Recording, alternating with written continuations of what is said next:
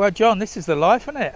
Absolutely. Can't beat it. Some people might say, you know, your son's one of the richest sportsmen on the planet. What are you doing stuck out in the middle of the countryside in an old 1950s caravan? The best things in life are free for me. You know, and I've got the biggest garden in the world. Look round you. Tyson's not even got a garden like that, has he? Hundreds of acres of land. I watch sunrise and I watch it set. And that's millionaire's paradise for me.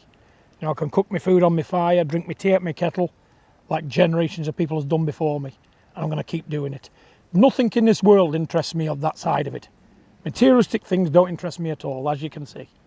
You know, people say there's great wealth in your family. Yes, my son, not me. And me as a gypsy, it's a cultural thing. You don't take off your kids, you give to them.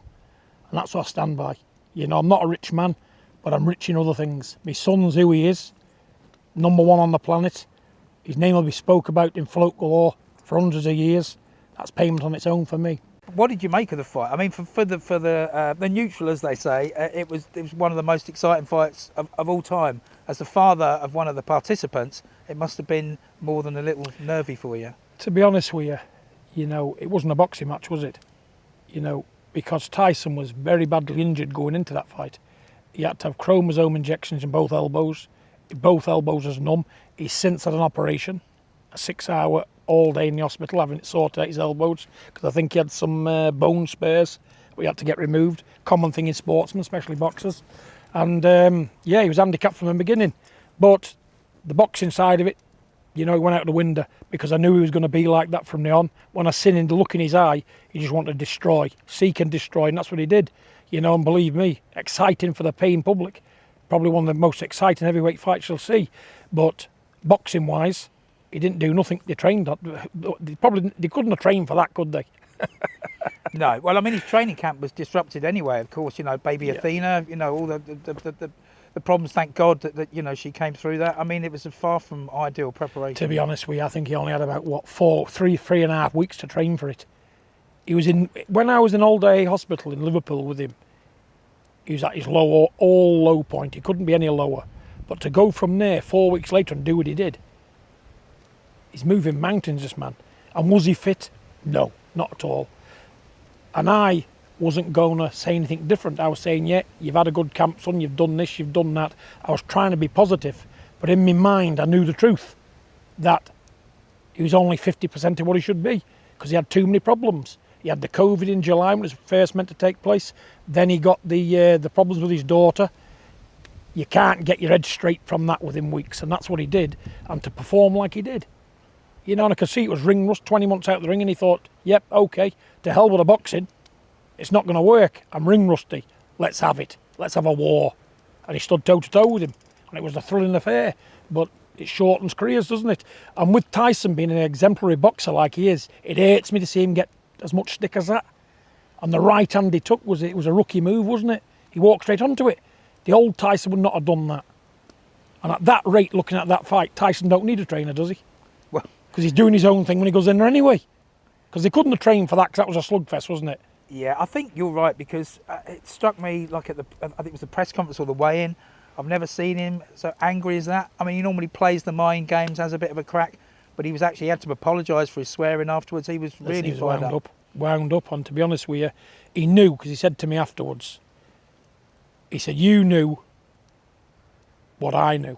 I said, yep, and it bothered me. He said, I couldn't box, so I couldn't work my jab. He said, if I'd have missed with a jab, the pain, it would have put me in limp mode. He said, I wouldn't be able to fight. He said, the pain when I was throwing the jab was unbearable. He said, I was fighting two people in there. I was fighting the pain in my own body and him. So he said, the only thing I could do is get close and make a war of it. He said, I know I wanted to win more than him. He said, and that was it. He said, seek and destroy or be destroyed. That was my motto, he said. He either gets me or I get him. He said, all went out the window after the fourth round when I got the knockdown. He said, I looked up and thought, here we are again, dogfight mode. This is where I got to go, trench warfare. And he was in there, and he's prepared to do that for as long as it took. And thank God that he was the winner. Did you think, heart of hearts, like, you know, certainly the second time he went down, this is it, he's not getting up this time? I always knew. Unless Tyson is not in his senses, he'll get up, Tyson. He's one of them. He'll never be defeated on that floor. He'll never look up in his sense and let the referee count him out. Definitely not. because that's not the way of a warrior. You know, even me when I was fighting, I was nothing when I was boxing. I was on the front foot. If I got knocked out, I got knocked out. I wouldn't shy away. If I could have got up, I would have done. In my case, I couldn't get up because I wasn't physically fit enough to weather the storm like that. But Tyson he's an athlete, he's a veteran of his job, he's a natural fighter, he's well experienced in the game, he's been down before, he knows what it's like to go down and get back up again. And Larry Holmes said it a lot of years ago, it takes a world-class fighter to climb up off the floor and win. And that's what he does, he always finds a way. Yeah, fair play. I mean, talk of weather in the storm, we've got our own storm coming here. Yeah, but, no, it's been like this, it won't rain, don't worry about that. We shall battle through. Yeah, I mean, just coming back to the elbows, that was, I mean, fair play to Tyson as well. I mean, he could have made an excuse about, well, a valid excuse, could have got the fight put back again, but like you say, he's a warrior and he just... For me, it was worrying for me, to be honest with you, because you know what? I said, you're pleasing other people at your own cost. I said, you're not physically ready for this. I said, nobody's going to blame you, you'll get a lot of flack. I said, but do it properly. He said, no. He said, we've been here before. This is where I'm at. I'm handicapped. I'm going into the fight injured. We know that, he said, but I've still got to do it. I've still got to do this. He says, like people going over the top in the First World War. He said, they had to do it. I'm in the same position. I've got to do it. Because if I don't, he said, it's over for me anyway. You know, but what a man. I can only commend him. I sit here around this fire at night time and all I can think about is that fighting him, what he must have been going through, what mindset he was in. But I'd never seen a look in his eye like before. Do you see the look in his eyes when he come to the middle of the ring? You know, that look, I've never seen him like that before. Yeah. What was he seeing through them eyes though when he was looking at Wilder? I don't know, yeah, you're right. It was just like possessed almost, you know. It was like, you know, or, you know. His eyes was twisting with venom and ill intentions. And I know, there we go, L's coming to breakfast here at some point. Although he's going to try and do what he can do, but when it don't work, he's going to switch and he's going to do what he's going to do in here. But that's what he does. But it's not Tyson. Tyson's a slick boxer. You know, what I would have done if I'd have been him, I'd have mixed a bit of slick boxing with that stuff.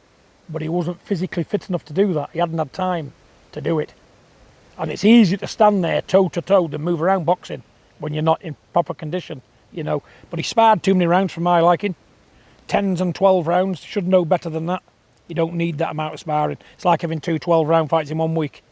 You don't need that amount of sparring. Even though you've got headgear on big gloves, you still got gigantic men swinging away at you, still taking stick, and it does take the edge off you.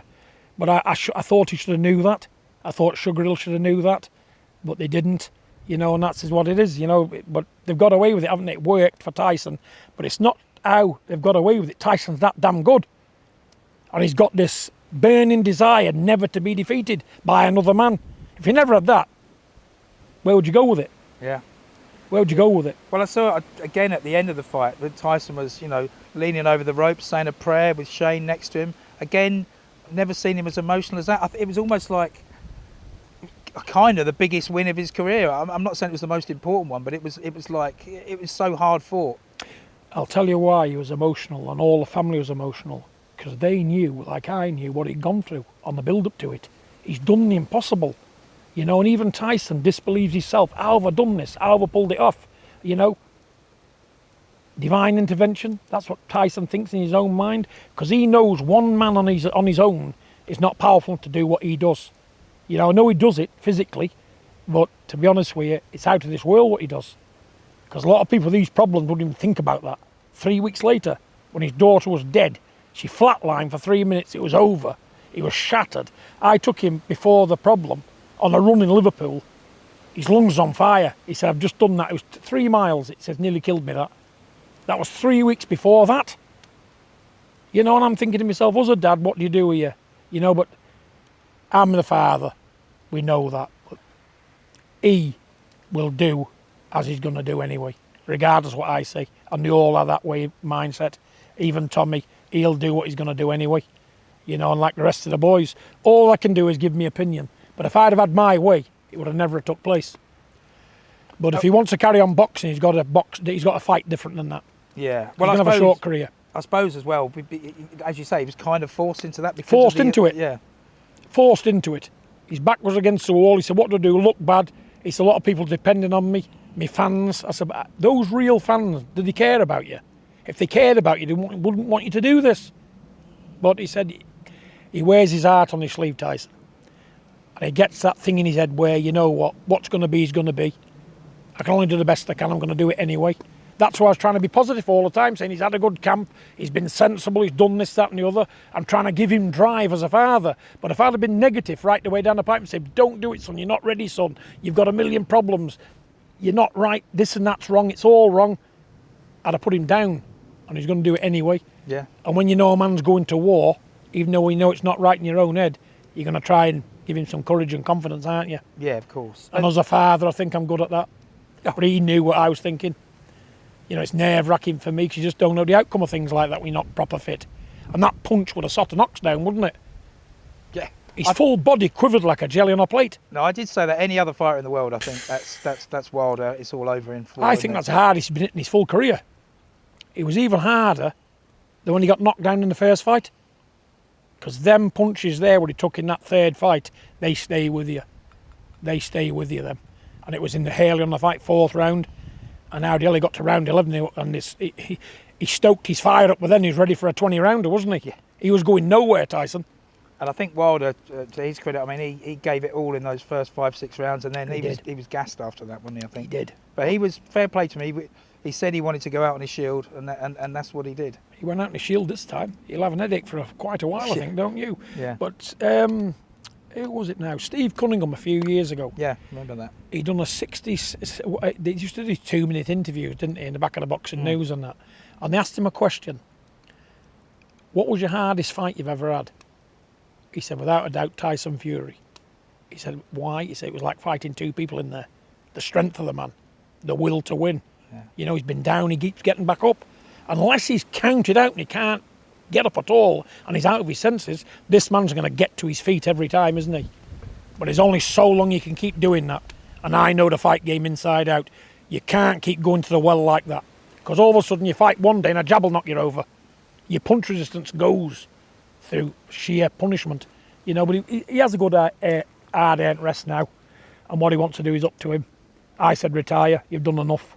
He's won everything. He's got no more to prove. Yeah. You know, he's got millions and millions of pounds in the bank. He's secure for life. You know, there's more to life than get your brains rattled, isn't there, to please the public. You know, but he's his own man. He'll do what he's going to do. But for me, I'd like him to call it a draw now. You know, and there'll always be somebody, won't they? Like I said to him the other day, there's always going to be a Usyk, and after him there'll be somebody else and somebody else. You can't go on forever with it all, you know. And he's beat the best man of his era 3 times in a row. He's fought the most dangerous man on the planet 3 times and beat him 3 times. What more can he do? And we all know, even though we don't want to know, the public I'm on about, they think Usyk will do this, Usyk will do this. I'm telling you now, Usyk will do nothing with a man like him. You know, but I know Tyson, he'll spend 2 months at home, he'll want the smell of that sweat and leather again, won't he? And he'll come out again. I think Tyson will be boxing while he's 40-year-old, he can't help himself. He really can't. It's what's in him. He's what they call a human pit bull terrier, isn't he? Without fighting in their life, they got nothing. Yeah. You know, but like I say, you got to have a bit of sense, haven't you, as well? So is your gut feeling that he'll come back? Maybe. I mean, if say he's got 3 fights left, I mean, Usyk, Joshua. Joshua, what can you do with Joshua? Joshua's a beaten thing, isn't he? Come on, let's be honest about it. After watching them 2 men go to war, do you think Joshua will ever stand with any of them men? You know, I'll tell you now, none of them men will even fight Wilder. Usyk won't fight Wilder, too dangerous. Joshua will definitely not go down that road. You know, Dillian Whyte's pulled out from WALLIN. You know why? Listen to what I said. He's thought, hang on a minute, John knows his stuff. I'm not fighting WALLIN. I'm going to get turned over probably. I won't get my title shot then. You know, it takes them to listen to my videos. And he thinks to himself, because it's all on. And when he heard me talk about WALLIN, because WALLIN's a danger to anybody. Yeah, yeah. Of course he is. You know, and he thought, I'm not having that smoke. I'll wait. He's not having that see what he's waiting for. He's waiting for your boy, I think, and he's waiting for Tyson. Well, I don't know. Don't see what he's going to do with Tyson. If Povetkin chinned him, you know, and on the second time he come back, the Povetkin fight when he fought Dillian Whyte again, he just rolled up for the money, Povetkin. He didn't look like he was a threat to anybody, did he? He looked an old man overnight, Povetkin. Tyson is in a different league to these heavyweights. Different. But if they want to get a payday, be nice to him. say nice things about him and he might just give you a payday. But if you keep being horrible to him and trying to big yourself up to be this, that and the other to make a fight, Tyson will go the other way. He'll give somebody else the opportunity. Dillian Whyte, be nice to Tyson. You just be nice to him, start blowing smoke up his you know what, and then you might get a shot, kid. Yeah, I spoke to Dillian Whyte about Tyson about 2 years ago, and said Dillian Whyte, he couldn't drop his granny. It was joking, but yeah, I don't think Tyson. Listen, the man can fight Corsic. I'm not calling Dillian Whyte. He's not in the class of my son. No. But neither is anybody else. Tyson's a country mile above everybody else, and Tyson ain't fit. He's beating the best men in the world would not being fit. Yeah. Not fit. He got COVID-19. He had all them problems. 2 elbows was useless. He couldn't even throw the jab. He couldn't even box properly. And he still couldn't do any good with an half-fit man. So imagine Tyson firing all 4 cylinders. No problems, no physical problems, no mental problems, on a good 8-week camp. I know what I put my money on with anybody. I'd put Dillian Whyte and all the rest of them in together with him. He could beat Dillian Whyte and Usyk on the same night, Tyson, with a proper camp and mentally right. I'd put money on it. Cruiserweights don't beat gigantic 6'9", 20-stone fighting machines, do they? They might think they can in their dreams. Nobody beats Tyson. I'm not saying it because of my son, but he keeps proving me right, don't he? Well, there is one job Tyson's got to do. That's train AJ. You remember, he offered to train him, and AJ apparently yesterday has accepted. I don't know how true that. Right? Yeah, he said, yeah, if Tyson wants to come and help me, show me how to beat Usyk, then. Isn't that nice? Yeah. Isn't that nice? No, I'm not joking. That's heartwarming. Let me tell you, AJ, he's a sensible guy. He's a business guy. You know, he's not a fool. He knows where he went wrong. But I'm telling you now, AJ, all those guys in America, mate, can't help you. Tyson can help you. And why not keep it in Britain? And at the end of the day, who knows where it might take him. Tyson could train anybody and they'd be good. I watched him the other night. When he was up there, he was sparring up there, Isaac Lowe was sparring somebody else. He took an ordinary kid, an amateur kid. And for 6 rounds, the amateur kid looked like a world title challenger with the knowledge Tyson had in his mind, and the kid performed. He told the kid, punch perfect, how to deal with the stuff. And he was in the spar all the way. All the way, and the kid was basically there not to do anything, but he gave a good account of himself because Tyson was in his corner. So yeah, but I think it's nice. British people should stick together, no matter what culture you're from, where you're from, or anything. Stick together and help one another. You know what they say, don't you? One man's an island, he's no good as an island. I'm an island, and what good am I? Look here, good for note. But in his case, it'd be nice to unite and make England even greater, wouldn't it? Because I do believe AJ, with the right kind of people around him, can come back and win. I do. Because he's a big lad, he's got a good array of boxing skills, I've said it before. All he needs is that dog in his belly, that fire, and know how to fight. You've got to learn how to dogfight. That's what he's got to do. And those other guys, they can't learn him that. Talk about that fire in the belly, but I think part of that was put out in that defeat to Ruiz. You know, I think that sort of scared him a bit. Is that fair comment? I don't know. Fair comment or not. All fights are different, aren't they? Ruiz 1, Ruiz 2, totally different. He's shown he has a resilience to come back and win titles. You know, and everybody's being hard on everybody. You know, it's sometimes up to you, the fighter. Your trainer can only do so much for you. You go in there with a game plan. It's what you've trained for. Sometimes you can get it right on the night and sometimes you don't. But in AJ's case, if things don't go well, they just plummet. And he can't get back on track, can he? And you've got to ask yourself why. But is that, you know, you mentioned all the guys he's been over to see in America. Is that at the door of his trainer, of McCracken? I'm not going to knock Robert McCracken, because I know, looking at that fight, because I watched it again, Robert McCracken was trying to keep him on his feet. He was giving him the advice to get to the 12th round, not get stopped. Because I think if AJ would have fought any other way, he would have got stopped. Usyk would have knocked him out. So it was just it was like a caution sort of thing, and happy to come second best, because what can you do if your man's in that frame of mind? It's your job as a trainer to keep him on his feet, and whether he wins or not is It's a different matter. But Robert McCracken has saved his life, really, because he can come again. Can you imagine if Usyk would have counted him out? That would have been AJ finish for good, wouldn't it? So Robert McCracken, I think, he saved him for another day. He can come back from that defeat because it wasn't that bad. And why it wasn't that bad is down to Robert McCracken. You know, he's not a bad trainer, isn't Robert McCracken?